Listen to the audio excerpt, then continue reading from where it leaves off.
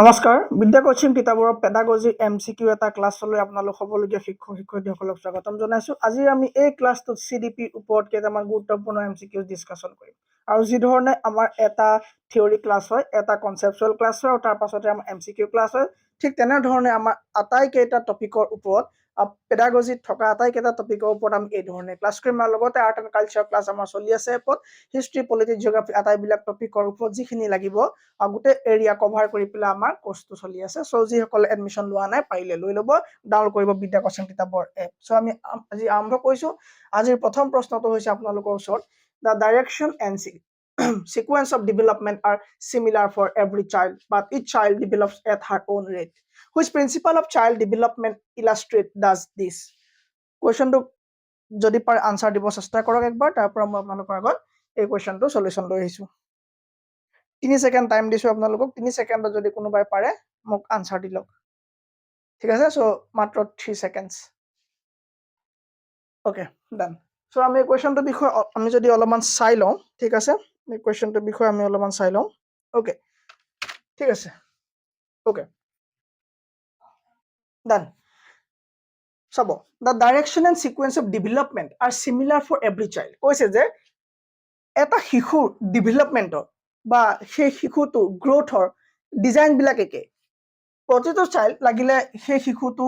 যোৰহাটৰে হওক বা সেই শিশুটো গুৱাহাটীৰে হওক বা শিলচৰৰে হওক, মানে য'ৰে নহওক, এই পৃথিৱীৰ শিশুটো য'ৰে নহওক, ঠিক আছে, সেই শিশুটোৰ ডাইৰেকশ্যন,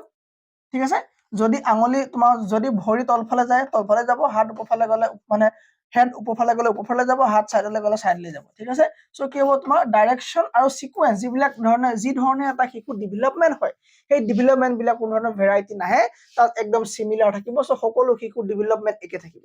প্ৰশ্নটো হ'ল যে বাট কিন্তু each child develops at her own rate, কিন্তু কৈছে যে প্ৰতিটো শিশুৰ ডেভেলপমেন্ট, ঠিক আছে, সো এইটো হ'ল তোমাৰ ডাইৰেকশ্যন একে থাকিব, কিন্তু ডেভেলপমেন্টৰ যিটো বিকাশৰ যিটো তোমাৰ স্তৰ বা বিকাশৰ যিটো তোমাৰ ৰেট হ'ব ন, হাৰ হ'ব, বিকাশৰ হাৰ হ'ব বোলে সেইটো নিজৰ মতেহে হ'ব। ঠিক আছে, সো বিকাশৰ যিটো হাৰ সেইটো নিজৰ ধৰণে হ'ব।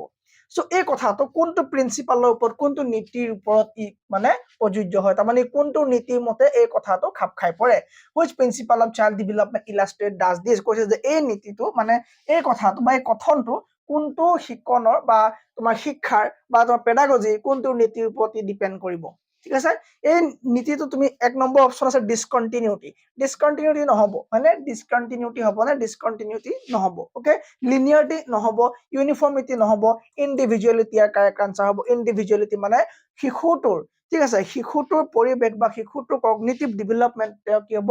নিজৰ ধৰণে হ'ব, ইণ্ডিভিজুৱেলিটি হ'ব। ঠিক আছে, সো নিজৰ ধৰণে এটা শিশু এটা কি হ'ব বৃদ্ধি বা বিকাশ হ'ব, তাত তোমাৰ হেৰিডিটিৰ লগত এনভাইৰনমেন্ট কি হ'ব জড়িত হৈ থাকিব। সো কুৱেশ্যন নম্বৰ 1ৰ কাৰণে অপশ্যন নম্বৰ ডি হৈ যাব ইণ্ডিভিজুৱেলিটি, ব্যক্তিত্ব। ঠিক আছে, সো প্ৰতিটো শিশুৰ তোমাৰ কি হ'ব ডেভেলপমেন্ট ইউনিক হ'ব, আৰু সেই ডেভেলপমেন্ট সেই শিশুটোৰ ইণ্ডিভিজুৱেল মানে ব্যক্তিগত ওপৰত ডিপেন্ড কৰিব। ঠিক আছে,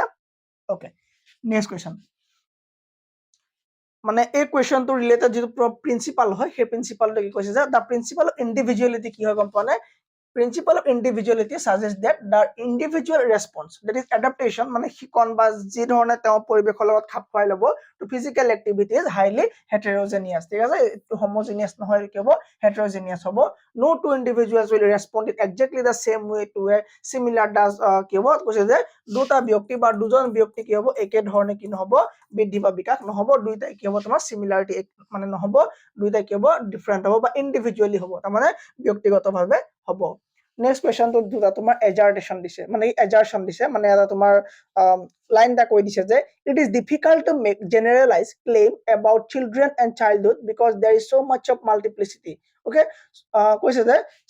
ঠিক আছে, চ' শিশুৰ মাজত তোমাৰ জেনেৰেলাইজ কৰাটো তোমাৰ সম্ভৱ নহয়, কাৰণ তেওঁলোকৰ মাজত মাল্টিপ্লিচিটি আছে, মানে কি বিভিন্নতা দেখা যায়। ঠিক আছে, চাইল্ডহুড আৰু চিলড্ৰেনৰ মাজত কি দেখা যায় তোমাৰ বিভিন্নতা দেখা যায়। ওকে, সেইটো এটা আমাক এটা লাইন দিলে। চ' এতিয়া আমাক ৰিজন দিলে যে ফাৰ্ষ্ট ৰিজনটো কৈছে childhood is a socio cultural construct yes childhood তোমাৰ সোচিঅ কালচাৰেল কনষ্ট্ৰাক্ট হয়নে সো আমি আগতে পঢ়িছিলো যে মোক কমেন্টত লাগে যে কাৰ এটো তোমাৰ নিয়ম আছিলে যি কৈছিলে যে শিশু এটা সোচিয়েলি শিকে শিশু এটা সোচিয়েলৰ ফালৰ পৰা শিকে আৰু শিশু এটা কালচাৰৰ ফালৰ পৰা শিকে শিশু এটা কালচাৰৰ ফালৰ পৰা শিকে আৰু এই দুইটা তোমাৰ এটা মাধ্যম হিচাপে কাম কৰে ভাষায় হয়নে মাধ্যম হিচাপে কাম কৰে ল্যাঙ্গুৱেজে মাধ্যম হিচাপে কাম কৰে এই থিওৰিটো কাৰ আছিলে মোক কমেন্টত লাগিব ঠিক আছে তাৰ মানে চাইল্ডহুড কি হ'ব তোমাৰ সোচিঅ মানে কালচাৰেলৰ দ্বাৰা নিৰ্মিত হ'ব বুলি আমাৰ প্ৰথমটো পইণ্টত দিলে ঠিক আছে এতিয়া কথা হ'ল যে আমাক সুধিছে যে এইটো ভুল নে এইটো ভুল নে দুইটা শুদ্ধ নে এটা ভুল নে এটা শুদ্ধ সো আমি চাব লাগিব যে এই অপচন আছে both a and r are true ঠিক আছে both a and r are true বুলি কৈছে and দিছে যে তোমাৰ r is the correct explanation both a and r are true but r is not correct ঠিক আছে এটো নহব ঠিক আছে কি হ'ব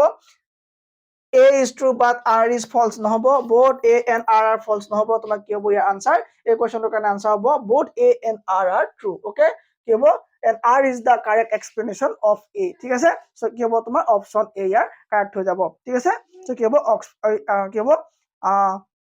অপচন a কাৰেক্ট হ'ব both a আৰু r কি হ'ব ট্ৰু হ'ব আৰু r is the correct explanation of a ঠিক আছে ওকে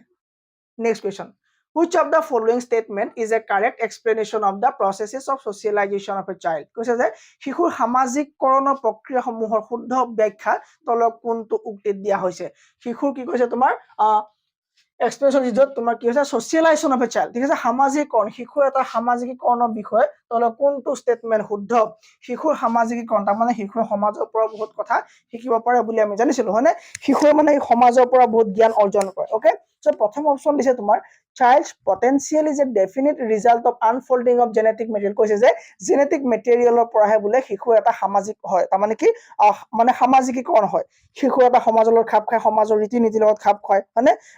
সমাজত কেনেকৈ থাকিব লাগে নিয়ম নীতিবিলাক কেনেকুৱা হ'ব লাগে কথা কেনেকুৱা হ'ব আচৰণ কেনেকুৱা হ'ব লাগে বিহেভিয়াৰ কেনেকুৱা হ'ব লাগে ঠিক আছে সো ফ্ৰেণ্ডৰ লগত থাকিলে কি কথা পাতিব লাগে টিচাৰৰ লগত থাকিলে কি ধৰণৰ কথা পাতিব লাগে ফ্যামিলিত কি কথা পাতিব লাগে হয়নে ওকে সো সেইসমূহ কথা শিশু এটাই কেনেকৈ শিকে আমাৰ ফাৰ্স্ট অপচন দিলে যে child potential is a definite result of unfolding of genetic material so তোমাক genetic material তাৰমানে কি হেৰিডিটি ওকে সো মানে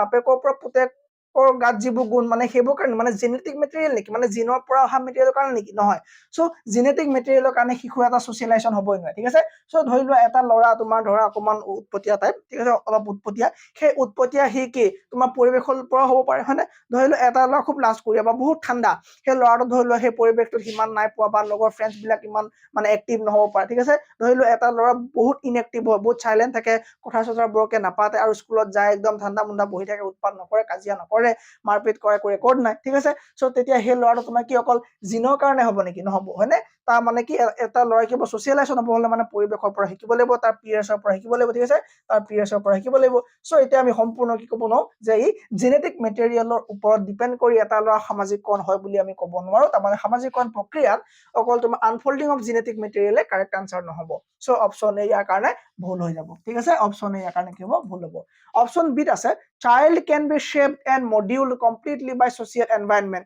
কৈছে যে সম্পূৰ্ণ বুলে এনভায়ৰনমেন্টৰ ওপৰতে বুলে শিশু এটা নিৰ্মিত হয় বা শিশু এটা সোচিয়েলাইজেশ্যন বা শিশু এটা প্ৰকৃতি বা সামাজিককৰণ কি বুলি কৈছে সোশিয়েল এনভায়ৰনমেন্টৰ ওপৰত কমপ্লিট সোশিয়েল এনভায়ৰনমেন্টৰ ওপৰত ডিপেন্ড কৰে বুলি কৈছে সম্ভৱ নে নহব সো কমপ্লিটলি মানে সমাজৰ ওপৰত ডিপেন্ড কৰিলে নহব কিন্তু আমি চাম এতিয়া আমাক মানে অপচনৰ বেটাৰ অপচন লাগে সবতকে বেষ্ট অপচনটো কাৰেক্ট হ'ব কিন্তু এতিয়া আমি এটো কি কৈছো ভুল বুলি আমি এটা মানি লৈছো ঠিক আছে ওকে সো অপচন সি